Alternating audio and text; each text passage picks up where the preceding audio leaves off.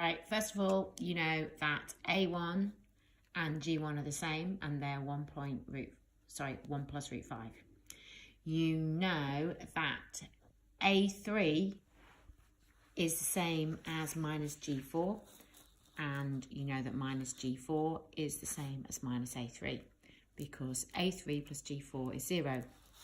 Now it talks about sum to infinity. This is a convergent series, and if it's convergent, then that means that R lies between 1 and negative 1, and the formula for the sum to infinity is A over 1 minus R. Now you're going to come back to that at the end of the question. One of the problems and the issues with this question is it says show detailed reasoning. So common ratio, you know the common ratio is R. So we're going to deal with the geometric progression or geometric series. So each term is multiplied by a common ratio R.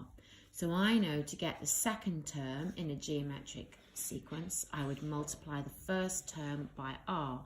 So the second term, G2, is 1.5, all multiplied by R. 1 plus root 5, all multiplied by R. To get the third term, what I will do is I will multiply that term by R.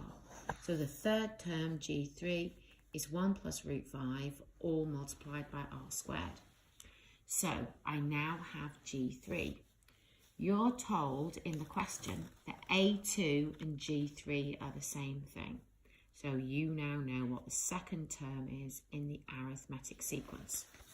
Now, in an arithmetic sequence, you have a common difference, and that's the thing that you add on each time. It could be negative. So you know that the first term plus the common difference is the second term. That means the common difference is the second term, take away the first term. So you can, it's a bit algebra heavy, you can work out what that common difference is. That's the common difference. I've taken out a factor of 1 plus root 5, and it's left me with that rather neat answer for my common difference. I know to get the third term in an arithmetic sequence, I add the common difference onto the second term. So I've done that there, and then again, I've taken out a factor of 1 plus root 5, and I've simplified R squared plus R squared, take away 1. I now know what A3 is. Now remember, A3 is minus G4, or G4 is minus A3. So I'm now going to literally multiply that by minus 1, and I now have a fourth term in the geometric sequence. It's with a minus sign there.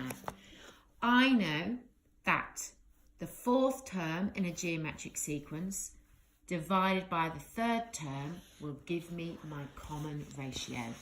So I'm going to do that. So I get my fourth term and I divide it by my third term. You can see I've got a common factor, which I cancel. I expand the bracket, that minus bracket there, and then I multiply everything out and I get a cubic equation in R. Now the problem is the detailed reasoning. You've got to show it. So you are going to have to find the factors. You're going to solve this, but because it says detailed reasoning, you're going to pretend you've used the factor theorem. You're obviously going to put it in your calculator and you get the rather neat solution. You get some horrible decimal solutions as well. You get the neat solution, R is minus 1. That means when you're pretending you've used the factor theorem, you instantly find f of minus 1 and justify it. F of minus 1 equals 0. So that means R plus 1 must be a factor. Now, you could do polynomial division here, or you could compare coefficients. I've done polynomial division. I haven't shown you the method because I know you're pretty good at that. R cubed plus 2R squared minus 1 divided by R plus 1 is R squared plus R minus 1. So you would now solve that quadratic. If you solve R squared plus R minus 1, and you can put that in your calculator, they are your two solutions. Now, going back to what we set up in the beginning of the question, you know it's convergent. So R has got to lie between 1 and negative 1. Only one of these lies between 1 and negative 1. it's minus 1 plus root 5 all over 2. So you put that into your formula with A. Now again, unfortunately, you can't just put that into your calculator because of detailed reasoning. So you have to go at it, you know, like a GCSE, hard GCSE, or a year 12 question. So you sort out your denominator. That's 1 plus root 5 divided by 3 minus root 5 over 2.